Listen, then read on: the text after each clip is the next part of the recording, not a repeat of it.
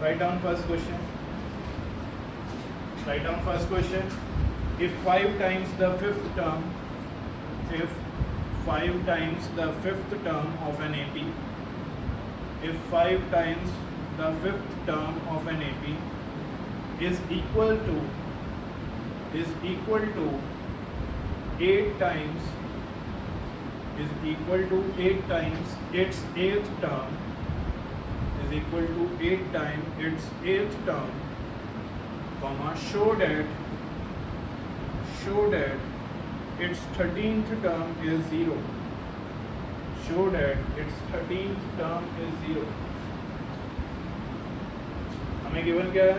हमें गिवन है 5 times of fifth term, तो 5 इंटू A5 का मतलब होता है fifth term is equal to 8 times of eighth term. Eighth term का मतलब है A8। ये कंडीशन आपको दी गई है और आपको शो करना है कि जो इसकी 13th टर्म है वो 0 होगी। 13th टर्म को आपको 0 के इक्वल शो करना है, डेट मीन्स A13 को 0 दिखाना। ओके, सो कैसे करेंगे देखते हैं, डिस्कस करते हैं, पढ़ते हैं, समझते हैं। जो दी गई कंडीशन है उसके हिसाब से 5 time of fifth term is equal to 8 time of eighth term हमें गिवन है। 5 एज इट इज, A5 को क्या लिखा जा सकता है? A plus 4। क्या मुझे ब्रैकेट लगाना पड़ेगा? क्यों ब्रैकेट क्यों लगाना पड़ रहा है? क्योंकि 5 जो है बाहर वो पूरे के साथ मल्टीप्लाई में है, A प्लस 4D। ऐसे ही इधर भी हम ब्रैकेट लगाएंगे और A8 को क्या लिखेंगे? A plus 7। सॉल्व करने की कोशिश करते हैं। 5 into A 5A, 5 into 4 20, 8 into A 8A, 8 into 7 56। J वाली टर्म को एक साथ लिख लेते हैं और D वाली को D वाली के साथ लिख लेते हैं, साथ के साथ नोट करते जाओ। ओके, बहुत ज़्यादा इजी क्वेश्चन है, इसलिए साथ के साथ नोट करते जाओ। 8A इधर प्लस करना है, इधर आकर माइनस का हो जाएगा। 20D इधर प्लस करना है, इधर आकर माइनस का हो जाएगा। बेसिकली मैंने A वाली टर्म को A वाली टर्म के पास दे दिया और D वाली टर्म को D वाली टर्म के पास दे दिया। ये आएगा -3A, ये आएगा कितना आएगा माइनस करके 36। ये -3 इधर मल्टीप्लाई में उधर जाकर डिवाइड हो जाएगा, ये आएगा 12। A will be equals to -12D। ना तो A की वैल्यू पता है ना ही D की वैल्यू पता है, तो इसको यहीं छोड़ देते हैं और जो हमें प्रूफ करना है उस पर थोड़ा सा दिमाग लगाने की कोशिश करते हैं कि क्या प्रूफ करना है। आपको A13 को 0 के इक्वल दिखाना है। ये आपका जो पार्ट जाएगा ये 2 में जाएगा क्योंकि ऐसा आपको शो करना है। ओके, अगर आपको A13 को 0 के इक्वल दिखाना है तो पहले तो लिखना पड़ेगा, इसी के बाद से कंटिन्यूटी में आएगा हमारा ना A13। हमें क्या होगा बेटा? A13 को क्या लिखें? A plus 12D, A plus 12D। तो A13 को हम क्या लिख पा रहे हैं? A plus 12D। और A की वैल्यू कितनी आई थी? -12D। A की वैल्यू कितनी आई थी अभी? -12D। तो A की जगह क्या रख देते हैं? -12D। इस A की जगह -12D आ गया। ये प्लस का 12D एज इट इज है, प्लस 12D माइनस 12D एक दूसरे को कैंसिल करेंगे, जिसकी वजह से A13 क्या आ जाएगा? 0। यानी कि 13 टर्म क्या आ जाएगी? 0। यही आपको प्रूफ करना था, तो है हो गया, समझ भी आ गया, नोट भी हो गया, इजी था ये। तो एक कंडीशन दी गई थी, उस कंडीशन को सॉल्व करके A और D में रिलेशन आ गई थी, उसी रिलेशन को हमने फाइनल आंसर लाने में यूज़ किया। A13 को 0 दिखाना था तो A13 को क्या लिखा? A plus 12D। A की वैल्यू रखी -12D जो कि हमारे पास आ चुकी थी सॉल्व करके, -12D प्लस 12D कैंसिल हो गया, जिसकी वजह से A13 कितना आया सॉल्व करने के बाद? 0। और यही हमें प्रूफ करना था। किस चीज़ को समझ आ रहा है ये वाला? मिडिल टर्म वाला कर लेते हैं। मिडिल टर्म वाला क्योंकि पेपर में पूछा जाता है, उसको एक बार रिवाइज कर लेते हैं। लिखो, find the middle term of the AP। Question लिखो, find the middle term of the AP।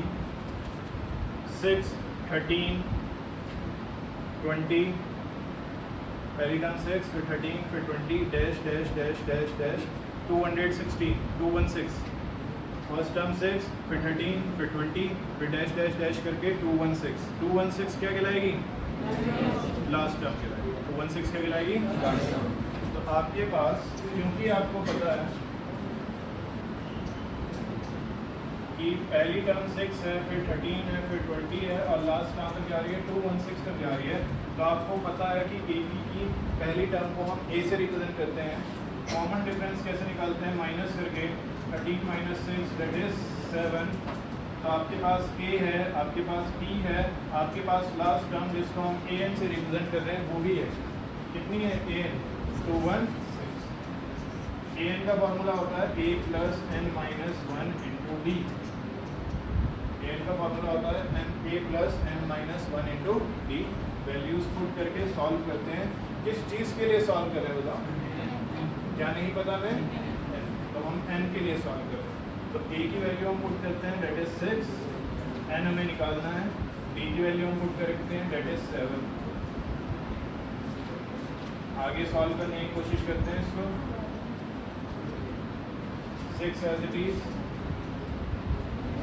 7 की n से मल्टीप्लाई, माइनस 7 1 से जो मल्टीप्लाई करेंगे इक्वल्स टू 216।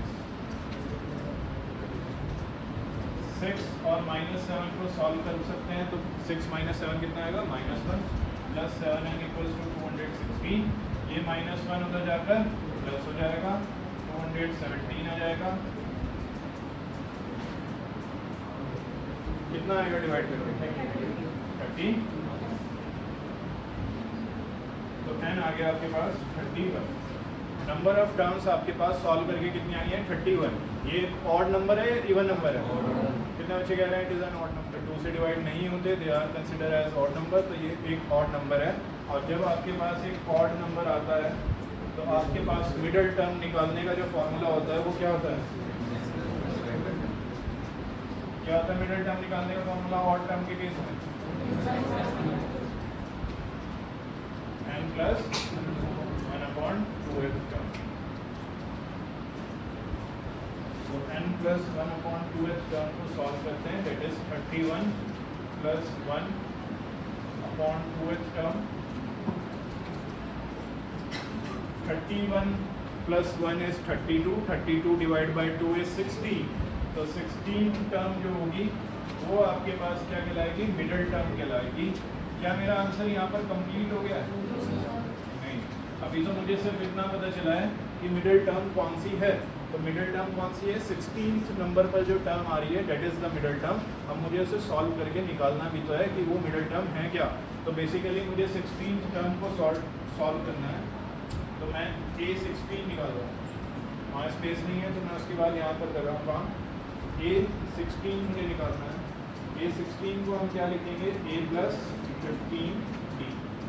A हमारे पास था 6, D था 7, कितना आएगा सॉल्व करके, 11 will be our final answer.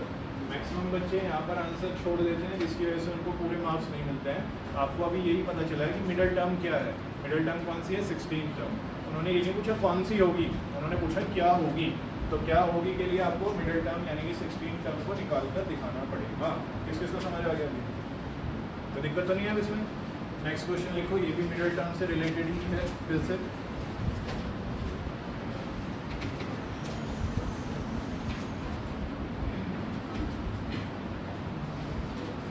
लिख रहे हैं, find the middle term of the AP, find the middle term of the AP 7, 13, 19, 7, 13, 19 dash dash dash 241, 7, 13, 19 dash dash dash 241। A पता है 7 है, D पता है माइनस करके 6 आ जाएगा, लास्ट टर्म पता है 241 है। इन सबको सॉल्व करके n निकालिए ज़रा खुद से सभी बच्चे। ये आप लोगों ने AP 7 से शुरू है, फिर 13, फिर 19 और लास्ट टर्म क्या है 241। A7 D माइनस करके आ जाएगा 6, लास्ट टर्म 241 है। AN को जिससे हम रिप्रेजेंट कर रहे हैं AN से, A7 N हमें निकालना है, D6 कितना है सॉल्व करके, 40। 40 एक ऑड नंबर है, इवन नंबर है, क्योंकि इवन नंबर है।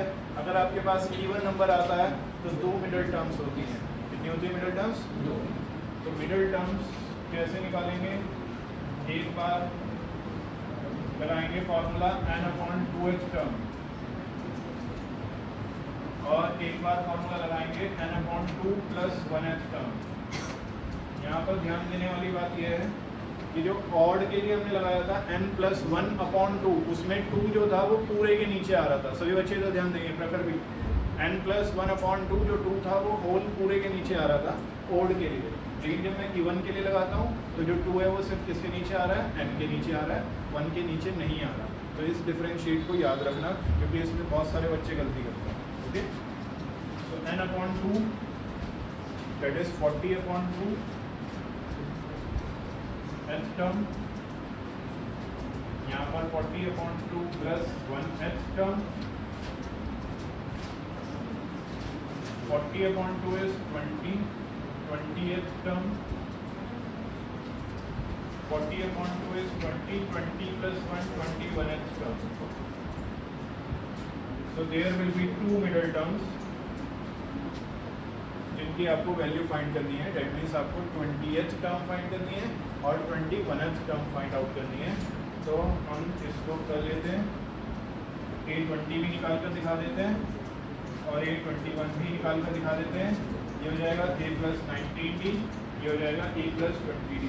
जल्दी से वैल्यूज पुट करो और सॉल्व करके बताओ कितना कितना आ रहा है।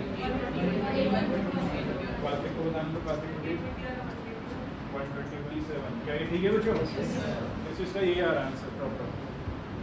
पावनी को समझ आ रहा है? क्लियर हो रहा है? नीलिमा को क्लियर हो रहा है? तो आपको सिर्फ मिडल टर्म कौन सी होगी ये निकाल कर नहीं छोड़ना है, उसकी वैल्यू भी निकालनी है कि इसकी वैल्यू ये है। इवन वाले केस में 2 आएंगी, ऑड वाले केस में 1 ही आएगी। एक और इम्पॉर्टेंट क्वेश्चन करते हैं मिडल टर्म के ऊपर ही बेस्ड। ओके, लिखो। ये समझ आ गए? जो भी किए हैं समझ आ गए? अर्णव गर्ग क्लियर हो रहा है? कृष्णा शर्मा क्लियर हो रहा है? लिखो एक और question.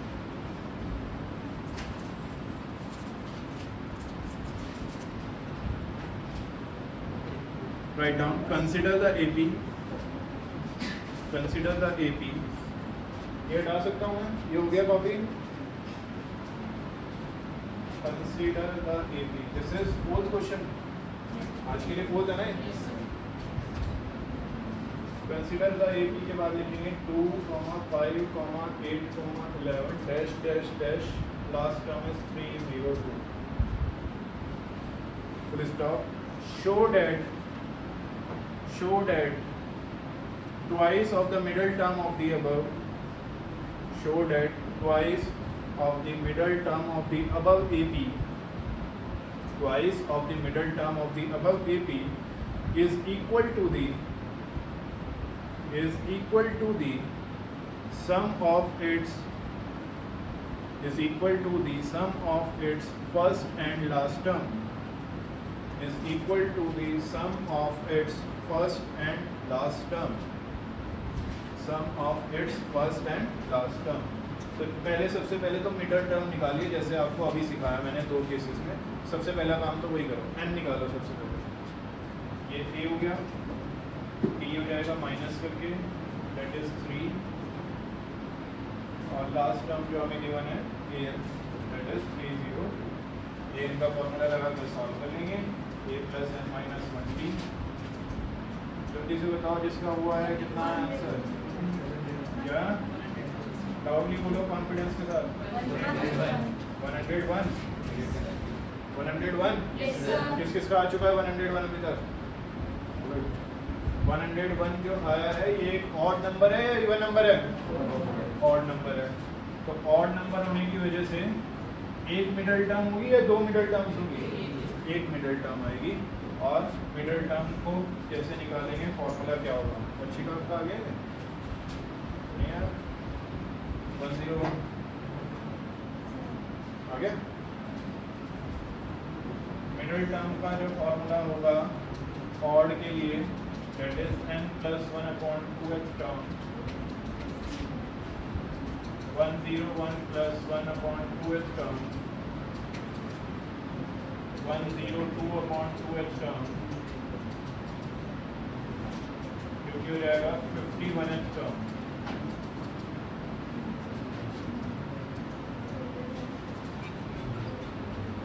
Middle term will be 51th term, ठीक है। 51st टर्म जो आएगी वो क्या होगी, मिडल टर्म। यहाँ तक किस किस का सही हो गया, कोई दिक्कत नहीं है। अब आपके पास मिडल टर्म की वैल्यू वो आ चुकी है कि कौन सी मिडल टर्म है, तो अब उसकी वैल्यू निकालने की कोशिश करते हैं। A51 will be A plus 50D। ए हमारे पास है 2 प्लस 50 इंटू 3 दैट इज 152, ठीक है। ये आ गई हमारे पास मिडल टर्म की वैल्यू। लेकिन हमें सिर्फ इतने पे नहीं कहा, उसने कुछ और भी कहा। उसने कहा कुछ प्रूव करो। देखते हैं क्या कह रहा है वो प्रूव करने।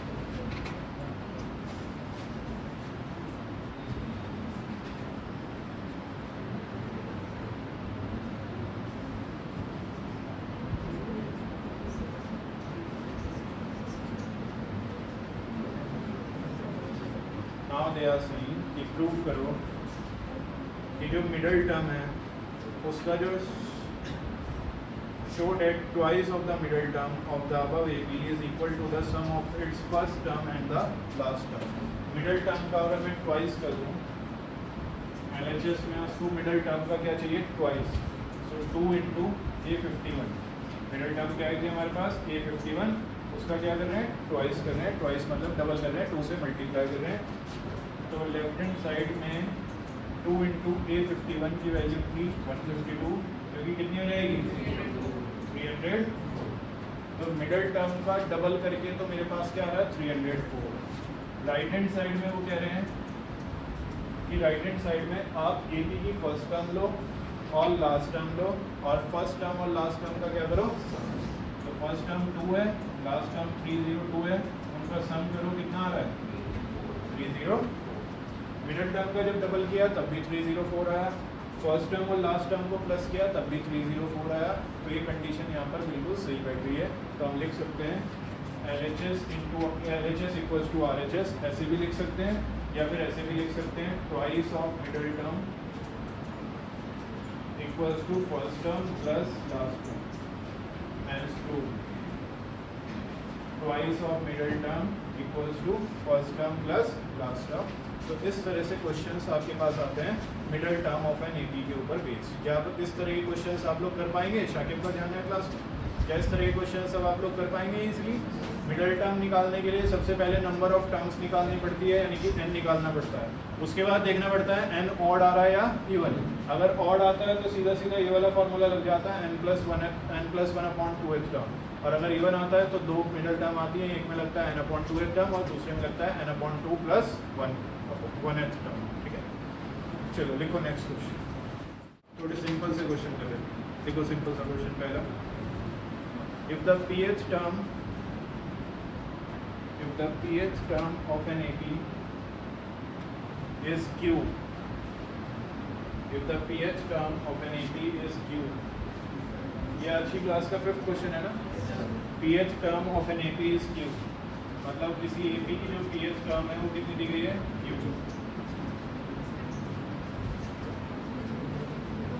and the qth term is p, देखो आगे, and the qth term is p, qth term कितनी दी गई है, p। then prove that its nth term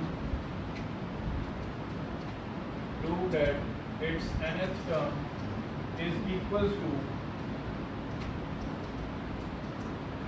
p plus q minus n। इसकी nth टर्म को क्या प्रूव करना है, p plus q minus n। pth term आपको q गिवन है, तो pth टर्म को क्या लिख सकते हैं, a plus p minus 1d equals to q। इसको आप आगे सॉल्व नहीं कर सकते क्योंकि ना a पता है, ना d पता है, ना p पता है, ना q पता है, तो इसको बोल देते हैं फर्स्ट इक्वेशन। ऐसे ही qth टर्म को क्या लिख सकते हैं, a plus q minus 1 into d। भाई जैसे an को लिखते हैं ना a plus n minus 1d, वैसे अगर a q आ गया है तो उसको क्या लिखोगे, a plus q minus 1d। a k आ जाता तो क्या लिखते हैं, a plus k minus 1d, उससे कोई फर्क नहीं पड़ता, ठीक है। अब आप इसको भी सॉल्व नहीं कर सकते हो तो इसको बोल देते हैं सेकंड इक्वेशन। और अब इन दोनों इक्वेशंस को सॉल्व करने की कोशिश करते हैं, ऊपर नीचे लिख देते हैं दोनों इक्वेशन को। ये पहली इक्वेशन थी, और ये दूसरी इक्वेशन। क्योंकि मुझे पता है कोएफिशिएंट यहाँ पर स्टार्टिंग में जो ए है वो क्या है, बिल्कुल सेम है, और ए से ए को क्या किया जा सकता है, कैंसिल। तो इसके लिए मुझे कौन सा मेथड लगाना पड़ेगा, एलिमिनेशन मेथड। एलिमिनेशन मेथड के लिए मुझे इनको क्या करना पड़ेगा, सब्ट्रैक्ट, क्योंकि दोनों के साइन सेम है। तो जैसे ही मैं सब्ट्रैक्ट करूँगा, ए जो प्लस का था वो माइनस का हो जाएगा, ये पूरा भी माइनस का हो जाएगा, ये भी माइनस का हो जाएगा। तो जब मैं सब्ट्रैक्ट करूँगा तो ए से ए तो क्या हो जाएगा, कैंसिल, क्योंकि ए माइनस ए क्या होता है, 0 होता है। ठीक है, यहाँ क्या बचेगा, t माइनस 1 इंटू डी। फिर यहाँ पर साइन कौन सा आ रहा है बच्चों, माइनस का। देख लेना बोर्ड पर, किसी को दिक्कत हो अगर एलिमिनेशन मेथड लगाने में, सॉल्व करने में। मैंने सब्ट्रैक्ट किया, सब्ट्रैक्ट करने की वजह से सारे साइन क्या हो गए, चेंज। ए से ए क्या हो गया, कैंसिल। p माइनस 1d को एज इट इज लिखा। फिर यहाँ पर साइन माइनस का था तो यहाँ पर मैंने माइनस लगाया, माइनस q माइनस 1d को एज इट इज लिख रहा हूँ, ब्रैकेट का अभी भी यूज करना है। इधर देखते हैं क्या बच रहा है, इधर ऊपर था q और नीचे है माइनस p, तो इसको लिखेंगे q माइनस p। ये हमारे पास सॉल्व करके माइनस करके आ रहा है। कौन कैंसिल हो गया इसमें, a कैंसिल हो गया, तो हमारा एक वेरिएबल कम हो गया। एलिमिनेशन मेथड हम लगाते ही इसलिए ताकि एक वेरिएबल क्या हो सके, कम हो सके। ठीक है, और जब भी इस तरह के क्वेश्चंस आपको दिए जाते हैं, आपका सारा का सारा जो फोकस रहता है वो a और d पर रहता है। किस किस पर रहता है, ए और डी निकालने पर रहता है। जैसे आपने linear equation in two variables में मोस्ट ऑफ द क्वेश्चंस में एक्स और वाई निकाला था ना, ऐसे ही इसमें जो इक्वेशंस बनती हैं उसमें क्या निकालना होता है, ए और डी। तो आपके पास एक वेरिएबल है ए और एक वेरिएबल है डी। ऐसे ही सेकंड इक्वेशन में भी एक वेरिएबल है ए और दूसरा वेरिएबल है डी। तो आपको ए और डी को सॉल्व करना है। तो मैंने कौन सा मेथड लगाया, एलिमिनेशन मेथड। एलिमिनेशन मेथड में क्या होता है, एक वेरिएबल से एक वेरिएबल को हटा देते हैं, एलिमिनेट कर देते हैं। तो कौन सा वेरिएबल हटाएं यहाँ पर, नहीं ध्यान दो सब लोग, कौन सा वेरिएबल हटाएं, ए वाला हट गया है, ए से ए क्या हो गया, कैंसिल हो गया। कौन सा वेरिएबल अभी भी है, डी वाला। ठीक है, आपका मेन फोकस किसको निकालने का है, ए और डी को। फिलहाल ए को हटा दिया है और किसको निकालने की कोशिश कर रहे हैं, डी को। इन दोनों ही टर्म्स में डी कॉमन आ रहा है। अगर मैं डी को बाहर ले लूँ तो यहाँ पर अंदर क्या बचेगा, इसके पास डी माइनस 1, बाहर माइनस था तो अंदर के साइन चेंज हो जाएंगे, क्यू प्लस, और उधर राइट हैंड साइड में as it is q minus p आ गया। ठीक है, मैंने कुछ भी नहीं किया, इन दोनों टर्म्स में से डी को बाहर ले लिया। यहाँ डी माइनस 1 है, यहाँ माइनस क्यू प्लस 1 है। माइनस 1 से प्लस 1 कैंसिल हो गया, क्या बच रहा है, P minus Q, D equals to Q minus P. ये p माइनस क्यू इधर d के साथ मल्टीप्लाई में उधर जाएगा तो डिवाइड में आ जाएगा,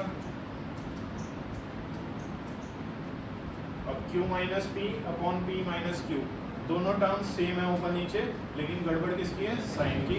तो माइनस को कॉमन ले लेते हैं, और माइनस कॉमन लेंगे तो q जो है वो माइनस का हो जाएगा और p जो है वो प्लस का हो जाएगा, और नीचे ऑलरेडी p माइनस क्यू है, तो p माइनस क्यू से p माइनस क्यू अब कैंसिल हो जाएगा, क्योंकि p प्लस का है और q माइनस का है, ऊपर नीचे सेम है तो कैंसिल हो जाएगा। डिवाइड में जब कैंसिल करते हैं तो 0 आता है 1, तो यहाँ पर क्या आएगा, प्लस का या माइनस का, तो सॉल्व करके जो d आ रहा है वो कितना आ रहा है, माइनस। अब आपके पास अगर d आ गया है तो अब आपका मेन फोकस रहना चाहिए दूसरे वेरिएबल को निकालने में। दूसरा वेरिएबल कौन था, a, तो उसको निकालने के लिए either you will put the value of d in equation first और इन इक्वेशन सेकंड। तो फर्स्ट में रख रहे हैं फिलहाल, put d equals to -1 in equation first. Second में रखेंगे तब भी सेम ही आंसर आएगा, there will be no change. a plus t minus 1 into D equals to Q थे।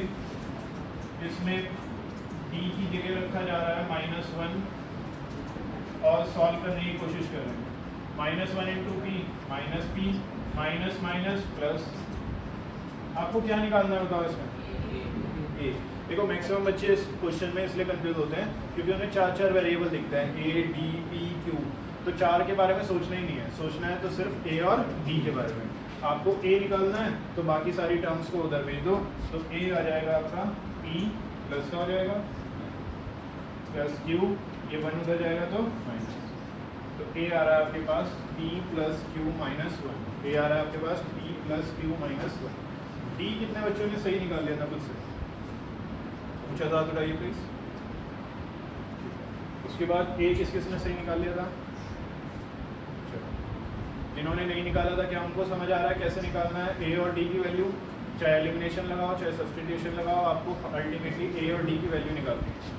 जब आपके पास ए और डी की वैल्यू आ जाए सॉल्व करने के बाद, उसके बाद दी गई कंडीशन के ऊपर काम करना शुरू करो। उसने ए एन पूछा है कि ए एन को शो करो कि ये होगा। ए एन अगर मैं खुद से निकालना चाहूँ तो क्या फॉर्मूला बैठता है, ए प्लस एन माइनस 1 डी। व्योम सिग्नल जल्दी से बताओ सबको, ए कितना है, जल्दी टी प्लस क्यू माइनस 1। तो ए की जगह हमने क्या रख दिया बच्चों, T plus Q minus 1 plus N minus 1 as it is, क्योंकि हमें एन की वैल्यू नहीं पता है। डी कितना आया था, डी आया था -1, तो डी की वैल्यू कितनी पुट कर रहे हैं, -1, और सॉल्व करने की कोशिश कर रहे हैं। T plus Q minus 1 as it is, -1 की एन से करेंगे तो -n, माइनस माइनस +1, -1 से +1 कैंसिल हो जाएगा और ए एन आपके पास बचेगा टी प्लस क्यू माइनस, और यही आपको प्रूफ करने को कहा गया है ना। जो क्वेश्चन था उसमें क्या कहा था कि प्रूफ करो एन टर्म, मतलब ए एन क्या होगा, P plus Q minus N, और सॉल्व करके वही आया। ए एन जो है एन टर्म जो है उसको सॉल्व करके क्या आ रहा है, पी प्लस क्यू माइनस। किसी स्टेप में कोई डाउट है तो प्लीज पूछो, कोई डाउट नहीं है, hence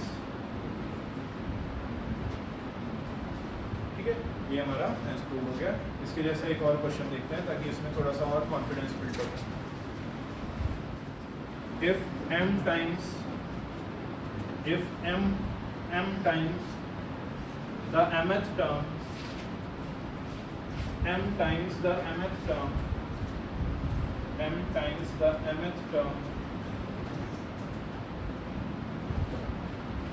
of an AP is equal to n times of nth term, n times of nth term, show that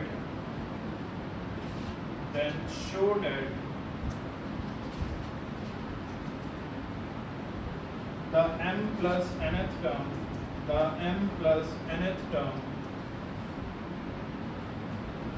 of the AP will be 0. जैसे मैंने अभी इससे पहले वाला क्वेश्चन किया था उसी तरह के कॉन्सेप्ट को ज़रा यूज़ करके इसको ट्राई करो। मैं फिर से आपको 2 मिनट का समय दे रहा हूँ, फिर बोर्ड पर डिस्कस करें। चलो देख लें, अभी तक सिर्फ एक बच्चे का हो पाया है, इसका मतलब कि थोड़ा सा अलग लेवल का क्वेश्चन है, थोड़ा सा ज़्यादा मेहनत करनी पड़ेगी, ज़्यादा सोचना पड़ेगा। पूरा बोर्ड पर फोकस करेंगे सभी बच्चे। जो गिवन है वो ये गिवन है कि m times of nth term के इक्वल है। अब ये क्वेश्चन इसलिए और भी ज़्यादा ध्यान से समझने की ज़रूरत है क्योंकि सॉल्व करते करते ही इसका फाइनल आंसर आ जाएगा, मुझे कुछ अलग से करने की ज़रूरत नहीं पड़ेगी। देखना कैसे, m टाइम्स, तो m एज इट इज़ है, nth टर्म को आप क्या लिख सकते हो, a प्लस n माइनस 1,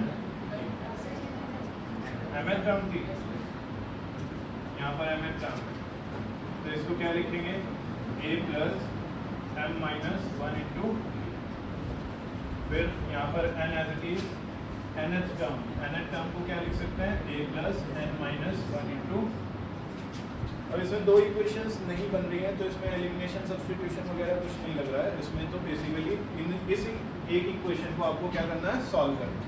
तो सॉल्व करने की कोशिश करते हैं, पहले ब्रैकेट में सॉल्व करते हैं, a as it is, t की मल्टीप्लाई m से करेंगे तो md, t की मल्टीप्लाई 1 से करेंगे तो d आ जाएगा। सेम चीज़ मैं इसमें कर रहा हूँ, a as it is, t की मल्टीप्लाई n से करूँगा तो nd, t की मल्टीप्लाई 1 से करूँगा तो d आ जाएगा। ठीक है, अब पेन नहीं चलाना, सिर्फ दिमाग चलाना है, सीखना है। ठीक है, तो जब खुद से करने के लिए दूंगा तो दिमाग चलाकर करना कि ऐसे ऐसे करना है। ठीक है, अब ब्रैकेट में मल्टीप्लाई करते हैं m की जब a से करेंगे तो am, m की जब md से करेंगे तो m का स्क्वायर इंटू डी, m की जब d से करेंगे तो, ठीक है, दोबारा देखो इनको नहीं आया, n की जब a से करेंगे तो an, n की जब nd से करेंगे तो n square D, n into n square D हो जाएगा, n की जब d से करेंगे तो nd हो जाएगा। बताओ इसमें किसी को कोई डाउट है क्या? मैंने सिर्फ और सिर्फ मल्टीप्लाई किया है ब्रैकेट में अंदर एन की ए से की तो ए एन आ गया, एन की एन डी से की तो एन स्क्वायर डी आ गया, एन की डी से की तो एन डी आ गया। ठीक है, कुछ भी नहीं किया, सिर्फ ब्रैकेट में अंदर मल्टीप्लाई किए। अभी भी किसी को डाउट आ रहा है इस स्टेप में तो प्लीज़ पूछ लो। क्लियर है? N into A, N A होता है उसको ए एन भी लिखा जा सकता है, एक ही बात है, क्योंकि मल्टीप्लाई में ऑर्डर आप चेंज कर सकते हो। 3 इंटू 4 भी 12 होता है और 4 इंटू 3 भी 12 ही होता है। चलो अब आगे सॉल्व करने की कोशिश करते हैं। आगे सॉल्व करने के लिए इन सभी टर्म्स को मैं इधर लेकर आ रहा हूँ। ठीक है, जो राइट हैंड साइड में टर्म्स हैं उन सबको मैं लेफ्ट हैंड साइड में भेज रहा हूँ। चाहे ऐसे भी कर सकते हो कि डी वाली टर्म्स को एक साथ ले लो और ए वाली टर्म्स को एक साथ ले लो, क्योंकि हमारा मेन फोकस किसको निकालने पर है, ए और बोलो ए और डी। यही ध्यान है सबका, किस किस को निकालने पर है हमारा मेन फोकस, ए और डी।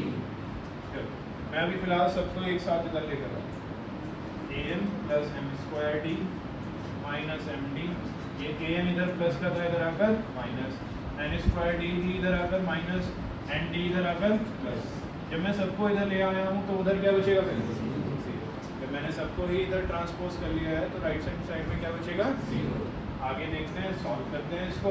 अब जब मैं इसको सॉल्व कर रहा हूँ तो मैं पहले ए एम वाली टर्म्स को, ए वाली टर्म को एक साथ लिख रहा हूँ, A M minus A M. जो बिछड़े हुए हैं, जो दूर दूर है, उनको पास पास करने की कोशिश करो। ठीक है, 90 इधर ध्यान रखो। ए एम और ए एन को साथ में लिख दिया क्योंकि इन दोनों में ए आ रहा है। एम स्क्वायर डी और एन स्क्वायर डी को एक साथ लिख देते हैं क्योंकि दोनों में स्क्वायर होगा। ठीक, minus M D plus N D को एक साथ लिख देते हैं क्योंकि दोनों में डी आ रहा है। अब अगर आप यहाँ तक समझ गए हैं तो आगे समझने के लिए आपको थोड़ा और ज़्यादा फोकस करना पड़ेगा।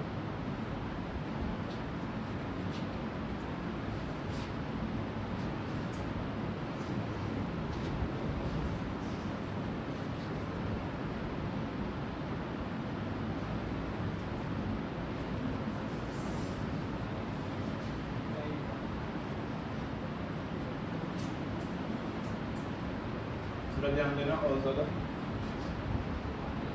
इन दोनों में से क्या कॉमन आ रहा है, ए कॉमन आ रहा है।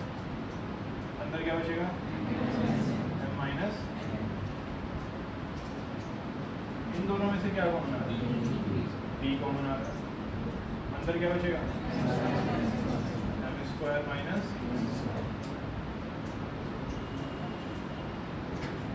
इन दोनों में से क्या कॉमन आ रहा है, डी। माइनस का डी कॉमन ले रहा हूँ। माइनस का डी कॉमन लेते ही साइन क्या हो जाएंगे, चेंज। ये m जो माइनस का था ये प्लस का हो जाएगा, ये जो n जो प्लस का था ये माइनस का हो जाएगा, और इक्वल्स टू 0 सब जगह चलता ही रहेगा तो उसको चला के रखना है। ओके, तो ये कॉमन लिया मैंने, इन दोनों में से a कॉमन लिया है, इन दोनों में से d कॉमन लिया है और इन दोनों में से d कॉमन लिया है। ये किस किस को समझ आ गया, क्लियर हो रहा है ये स्टेप। अब आगे सॉल्व करते हैं। a के साथ m माइनस n आ रहा है, ये छोड़ दिया square please. M square minus N square को क्या लिख सकता हूँ, A square minus B square वाली आइडेंटिटी क्या होती है, ए plus B into A minus B. तो M square minus N square को लिखा जा सकता है M plus N into M minus A square minus B square वाली आइडेंटिटी लगा दी, A plus B into A minus. फिर ये लास्ट वाली as it is equals to 0 as it is चल रहा है। अब ध्यान दो और चेक करो कि सब में से क्या कॉमन आ रहा है।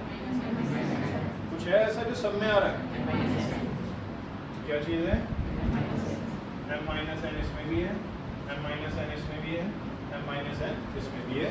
तो m माइनस एन को क्या ले लो, कॉमन। तो अगर आपके पास m माइनस एन कॉमन आ रहा है तो अंदर क्या बचेगा, देखते हैं। ये इसके पास से m माइनस एन कॉमन आ गया तो क्या बचा इसके पास, इसके पास से m माइनस एन कॉमन आ गया तो क्या बचा है, d इंटू एम प्लस। फिर यहाँ से m माइनस एन कॉमन आ चुका है तो क्या बचा है, माइनस, क्या बचा है, माइनस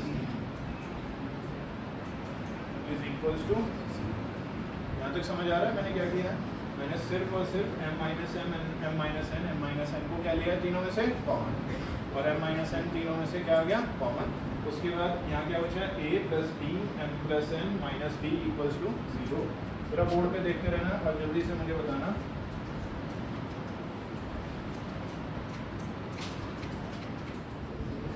ये वाला m माइनस n कहाँ गया, डिवाइड में चला गया किसके साथ, और 0 अपॉन समथिंग क्या होता है, बता तो रखा है ना। ये पूरा इधर क्या था, मल्टीप्लाई में था, इधर भेजा, इधर जाकर डिवाइड में आ गया, 0 अपॉन समथिंग है 0, तो वो गायब हो गया। ठीक है, अब देखो क्या बचा है, क्या इन दोनों टर्म्स में कुछ कॉमन आ रहा है, बातें मत करो, क्या कॉमन आ रहा है इन दोनों टर्म्स में, d। तो इन दोनों टर्म्स में से d को कॉमन ले लो, यहाँ पर क्या बचेगा, m प्लस है, यहाँ पर से d पूरा कॉमन आ गया। जब कोई चीज़ पूरी कॉमन आ जाती है तो क्या बचता है 1। इन दोनों टर्म्स में d कॉमन आ रहा था, तो यहाँ से जब d कॉमन आ गया तो क्या बचा है m प्लस n।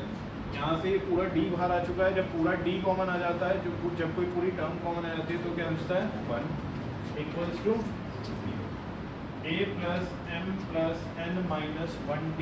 आपके पास सॉल्व करके कितना आ रहा है 0, और यही आपका फाइनल आंसर है। यही आपको प्रूव करने के लिए कहा गया था। कैसे देखते हैं, जरा अभी भी बोर्ड पर ही फोकस करना थोड़ी देर के लिए, जो मैं समझा रहा हूँ ये फिलहाल नोट नहीं करना है, ये सिर्फ समझना। What do you mean by an? an को क्या लिखते हो, a प्लस n माइनस, यही फोकस करना और बता दे आना फटाफट से। a क्यू सबकी आवाज आनी चाहिए, a p a k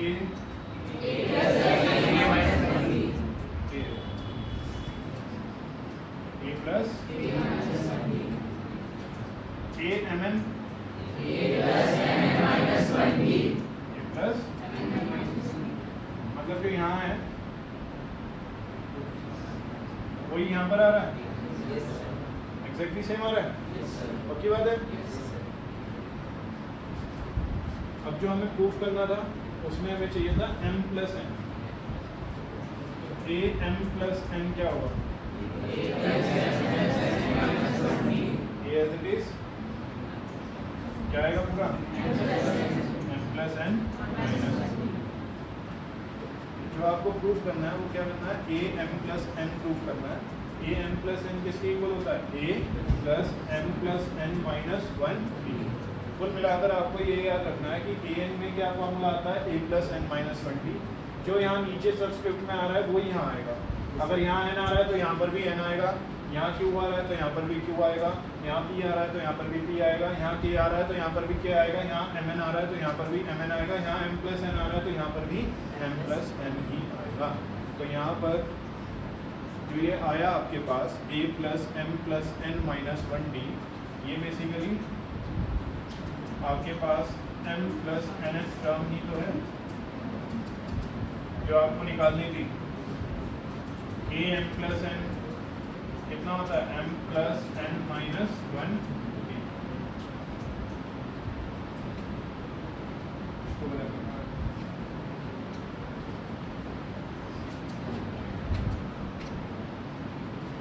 a m plus n term आपको निकालनी थी।